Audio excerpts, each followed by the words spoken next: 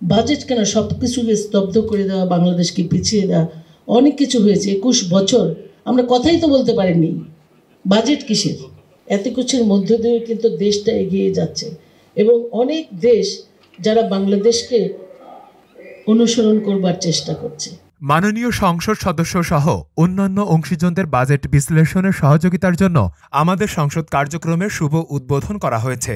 22 মে 2024 বুধবার সকাল 10:30টায় বিশ্ব সাহিত্য কেন্দ্রের ইস্ফেন্দিয়ার জাহেদ মিলনায়তনে আয়োজনের শুভ উদ্বোধন করা হয়। অনুষ্ঠানে প্রধান অতিথি হিসাবে উপস্থিত ছিলেন মোহাম্মদ শামসুল হক টুকু এমপি, মাননীয় ডেপুটি স্পিকার বাংলাদেশ জাতীয় সংসদ। বিশেষ অতিথি হিসাবে উপস্থিত ছিলেন অ্যাডভোকেট সানজিদা খানম এমপি, মাননীয় হুইপ বাংলাদেশ জাতীয় সংসদ রাশেদ খান মেনন এমপি ও আনিসুল ইসলাম মাহমুদ এমপি।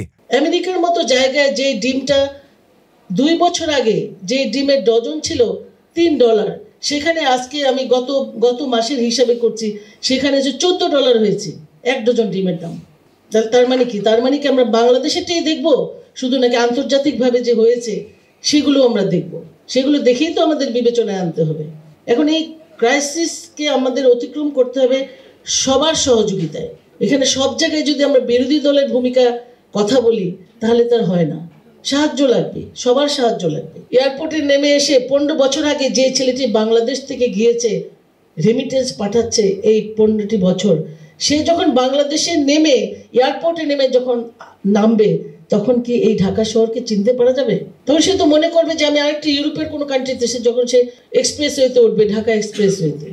সরকারের বার্ষিক আয় ব্যয়ের পরিকল্পনার দলিল হিসেবে বাজেট প্রণয়ন ও বাস্তবায়নের ক্ষেত্রে জনগণের অংশগ্রহণের মাত্রা বাড়ানো দেশের গণতান্ত্রিক বিকাশের জন্য একান্ত জরুরি। তাই জাতীয় বাজেটে বিভিন্ন বিষয়গুলোকে যতটা সম্ভব সহজবদ্ধভাবে সর্বজনের নিকট পৌঁছানোর লক্ষ্যে একগ্রহভাবে কাজ করে যাচ্ছে উন্নয়ন সমন্বয়ের গবেষক দল।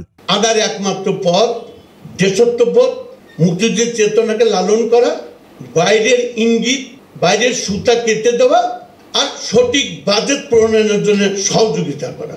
তাহলে আমার মনে হয় কোনো অসুবিধা হবার কথা না।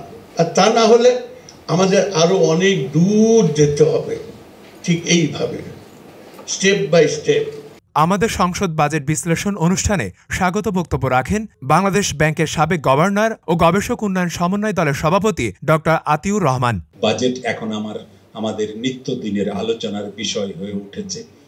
মাঠে ময়দানে চায়ের দোকানের আড্ডাতেও এখন বাজেটের খুঁটিনাটি নিয়ে অনেক গঠনমূলক আলোচনা আমরা দেখি।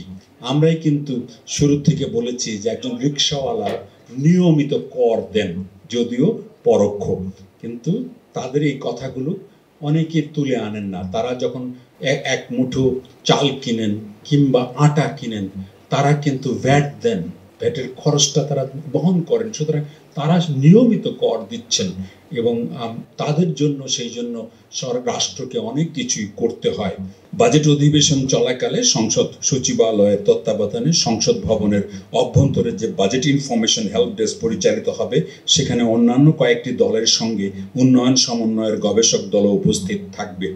ওই কার্যক্রম স্বয়ং মাননীয় স্পিকার উদ্বোধন করবেন জুনের প্রথম সপ্তাহে বাজেট ঘোষণার আগ দিয়ে।